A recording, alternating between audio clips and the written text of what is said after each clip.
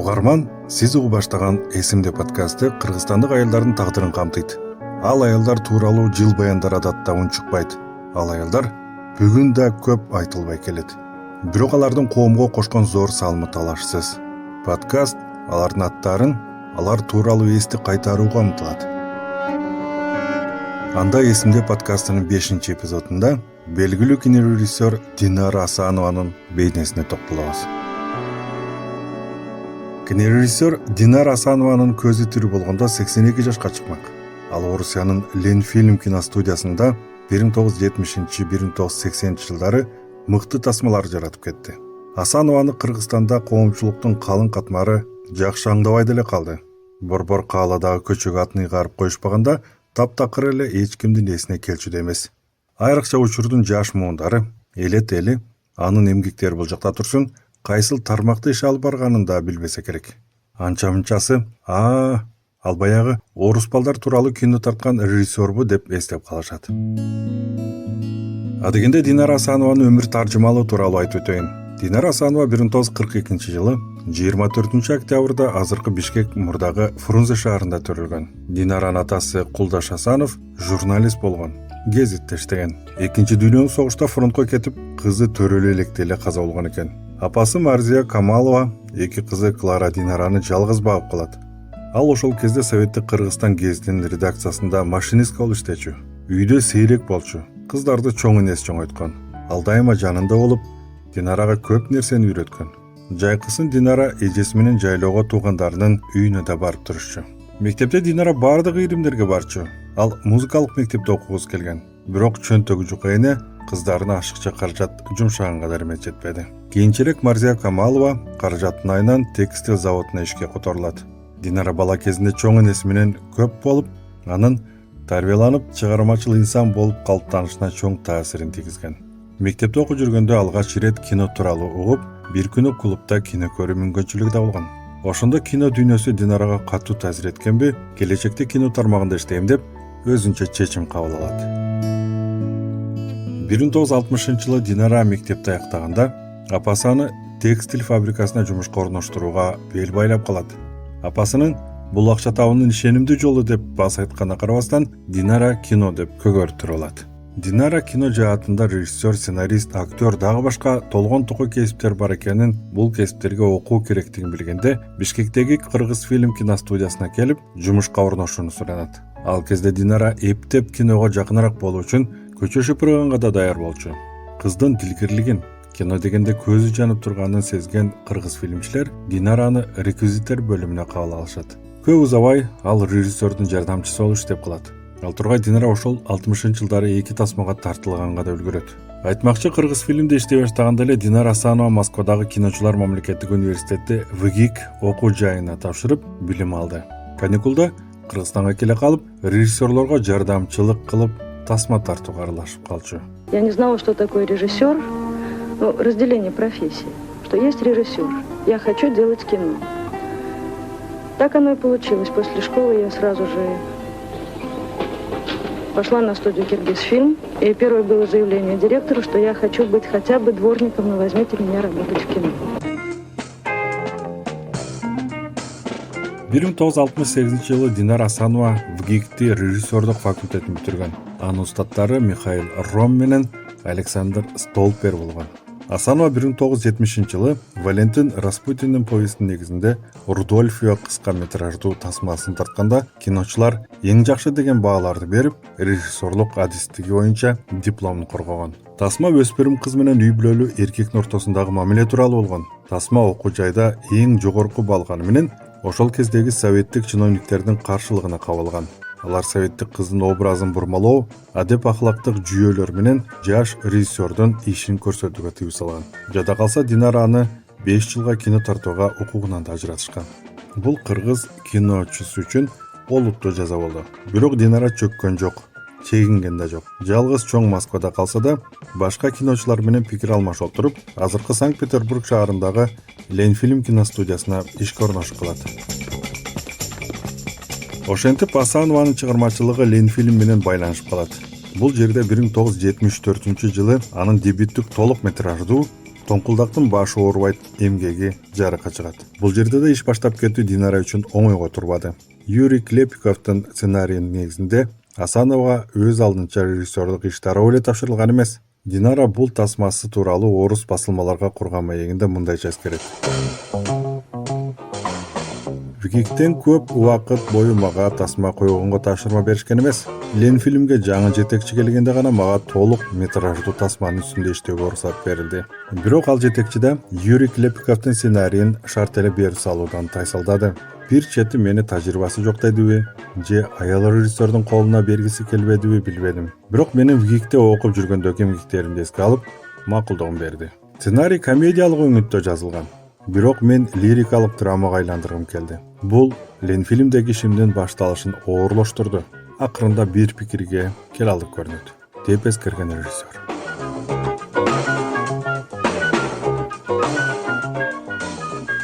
Динара Асанованын дебюту көргөн тасмасы тоңкулдактын башы оорубайт, муха лакабаты бар 7-класстын окуучусу Сева Мухиндин жашоосу тууралуу. Өспүрүм джаз музыкасына кызыгып, барабанда ойноону үйрөнөт.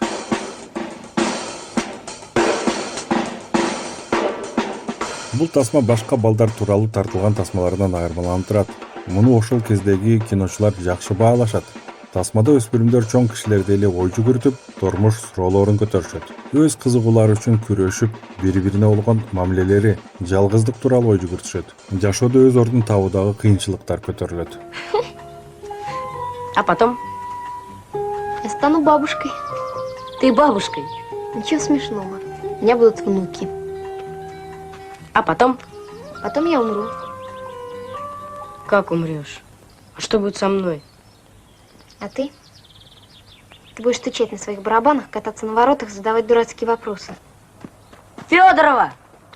Федорова! Я тоже умру в тот же день. Вот увидишь. Динаранын бул тасмасы Румынияда өткөн фестивалда эл аралык сыйлыкка татыктуу болот. Динара Асанова баш аягы 10 чакты тасма тартканы менен анын Безери балдар, башкача айтканда Пацаны киносу күтүлбөгөндөй атагдан калып келет. Ал кино өспүрүмдөр колониясындагы балдардын кылмыш дүйнөсүнүн мыйзам менен жашаган татаал тагдырын чагылдырат.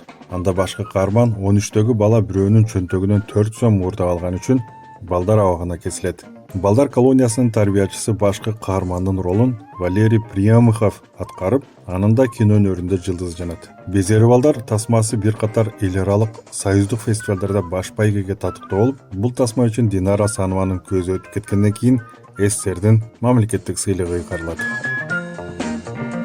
Динара Асанова чыгармачылыгында өспүрүмдөр темасына бир нече ирет кайрылат. Мисалы, Татыксыз тасмасындагы түзөтүүгө жөнөтүлгөн Аня кыштакты үч көтөрүп, эч кимге баш ийбейт.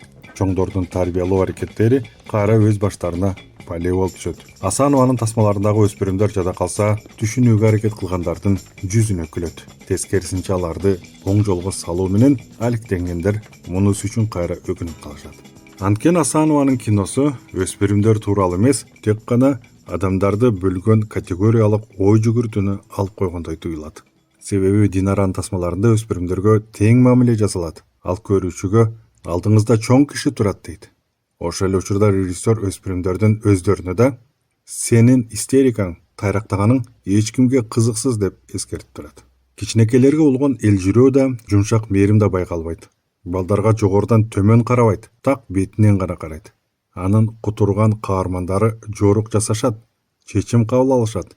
Тебеленип калса да барабандарын уркулаганын токтотушпайт. Динаранын көпчүлүк тасмалары каармандын камерага тик карап чуркап баратканы менен аяктайт. Кадр менен "А сен кандай тандоо жасамаксың?" деген суроону көрүүчүгө узатат.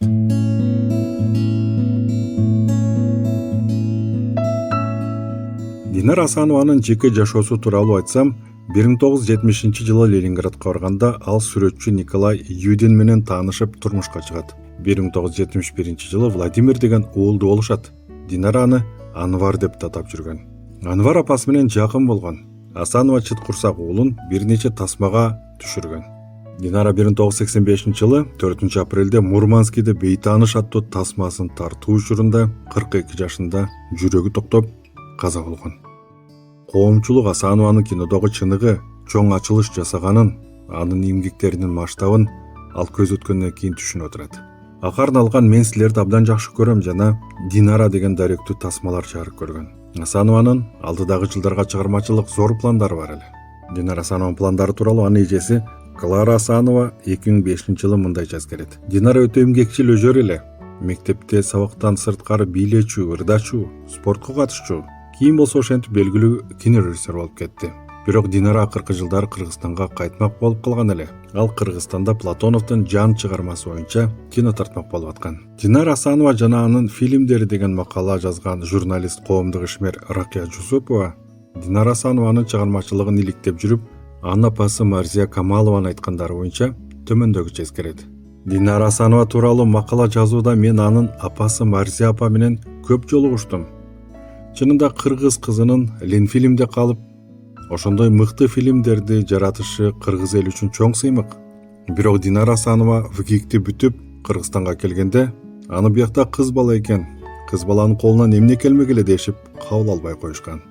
Айтмакчы, Динара Асанованын жалгыз уулу Анвар учурда 53 жашта. 13 жашында энесинен ажыраган бала оор тагдырды башынан кечирген. Кыргызстанда бир нече жыл жашап, ери жетип кайра атасын издеп барган Анварды Николай Юдин кабыл албай койгону да айтылып жүрөт. Мындан бир нече жыл мурда Анвар тууралуу изилдөө жана тасма тартуу үчүн чыгышкан журналисттер аны Санкт-Петербург шаарына жакын жердеги Оочо кыштактан кезиктирип, ал үй өрттөнүп талаада калганы тууралуу айтып келишкен. Азыр Анвар тууралуу эч кандай маалымат жок. Ошентип, дүйнөлүк кино сүйүүчүлөр үчүн гений, алп режиссер аталган, кыргыздар үчүн белгисиз Динара Асанова тууралуу баяныбызды аяктап жатып, аны жаш муун тааныйбы, эскереби деген суроолордун маңыздуу эмес экенине көзүбүз жетти. Динара эжекебиз жөн гана өзүнүн кынтыксыз, өзгөчө объективин тапкан күчтүү киночу аял экенин биле алдык. Ал объективде адам бир эле учурда өзүнө да, ааламга да кайрылат. Экөөнө тең өзүн тартуулайт. Угарман, Эсимде подкастынын 5-эпизодунда кыргызстандык белгилүү кинорежиссер Динара Асанова тууралуу айтып бердик. Бул баян изилдөөчү Рахат Асангулова, журналисттер Аманбек Дилденбай, Фатима Абдалова, Владимир Веретенниковдун макалаларынын негизинде даярдалды. Подкастты мен Сабыр Абдымомунов даярдадым. Эсимде изилдөө аңчасынын подкаст түрмөгүндө буга чейин өмүр таржымалы жашырын жабык болгон аялдар тууралуу баяндалат.